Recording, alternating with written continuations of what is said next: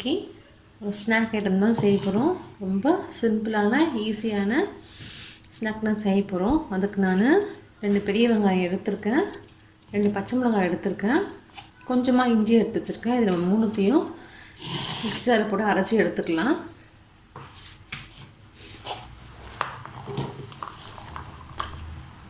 இதை ரொம்ப மழை வைக்க வேணாம், பல்ஸில் 2 வாட்டி நீங்கள் கூட அரைச்சாலே போதும். நம்ம அரைச்சிட்டு பார்க்கலாம்.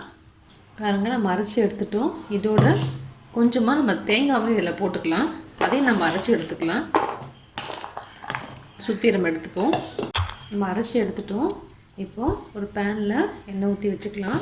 எண்ணெய் ஊற்றிப்போம்.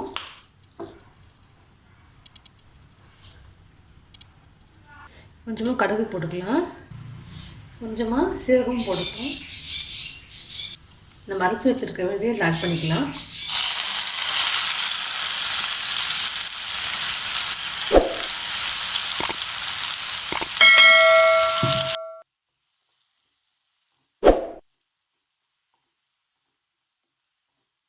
நல்லா வதங்கட்டும். இந்த பச்சை வாசனைலாம் நமக்கு போடட்டும்.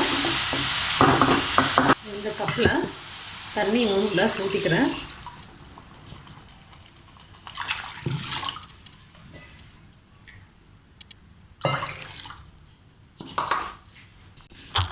இதை நம்ம கொஞ்சமாக சால்ட்டும் மஞ்சள் பொடியும் ஆட் பண்ணிக்கலாம்.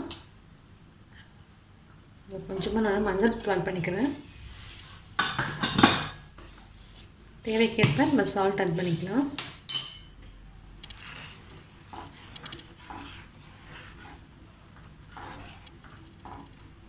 கொஞ்சமாக பெருங்காயத்தூள் ஆட் பண்ணிப்போம். பச்சரிசி மாவுனால நமக்கு இது வயிற்று பிரச்சனை தராமல் இருக்கிறதுக்கு பெருங்காயம் ஆட் பண்ணிக்கலாம்.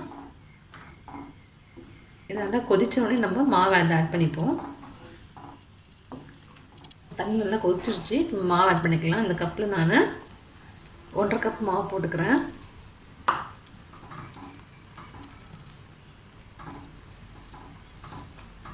ஸ்டவ் மெலேஸ் பண்ணிக்கோங்க.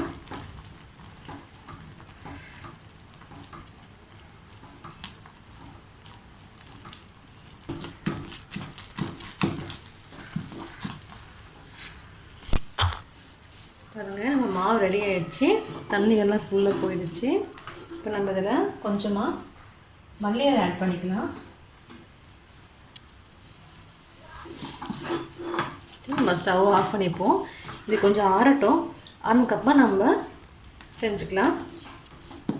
இதுதான் நம்ம ஸ்டவ் ஆஃப் பண்ணிவிடுவோம். இது ஆனதுக்கப்புறம் நம்ம செஞ்சுக்கலாம். மாவை ஒரு பிளேட்டுக்கு மாற்றிட்டோம்.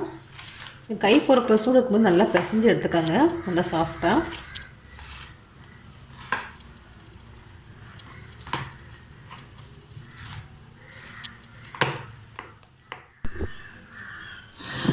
மாவை நம்ம இந்த பிளேட்டுக்கு மூவ் பண்ணிக்கலாம். இந்த பிளேட்டில் கொஞ்சமாக ஆயில் தடவிடுங்க.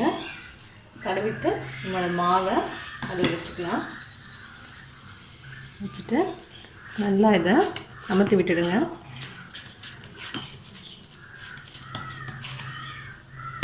நம்ம இந்த மாதிரி செட் பண்ணி வச்சுருவோம். 10 மினிட்ஸ் கழித்து நம்ம கட் பண்ணி எடுத்துக்கலாம். வெயிட் பண்ணுவோம். கட் பண்ணி எடுத்துக்கலாம். நம்ம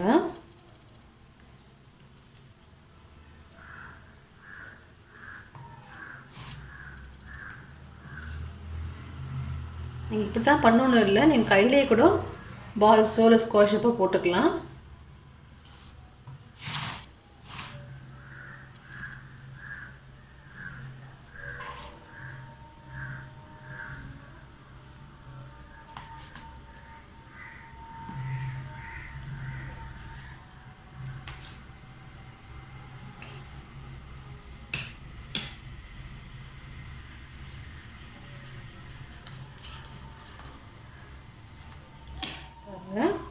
இந்த மாதிரி ஷேப்பில் கிடச்சிரும்.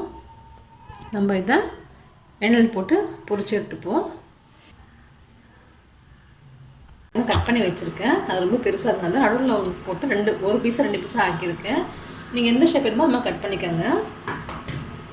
ஓகே, எண்ணெய் காஞ்சிடுச்சு. நம்ம டீப் ஃப்ரையும் பண்ணலாம், ஷாலோ ஃப்ரையும் பண்ணிக்கலாம். நம்மளோட விருப்பம் தான்.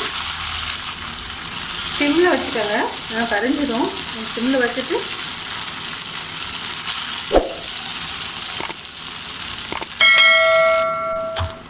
அப்படியே திருப்பி போட்டுக்கலாம் நம்ம.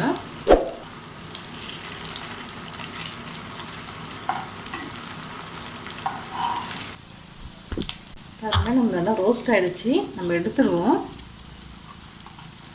நல்லா 2 சைடும் நமக்கு ரோஸ்ட் ஆகி வந்துடுச்சு.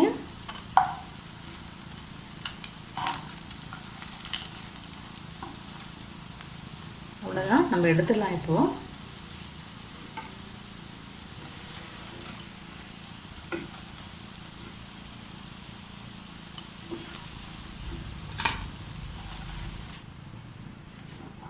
இதே மாதிரி நம்ம எல்லாத்தையும் போட்டு பொரிச்சு எடுத்துருவோம்.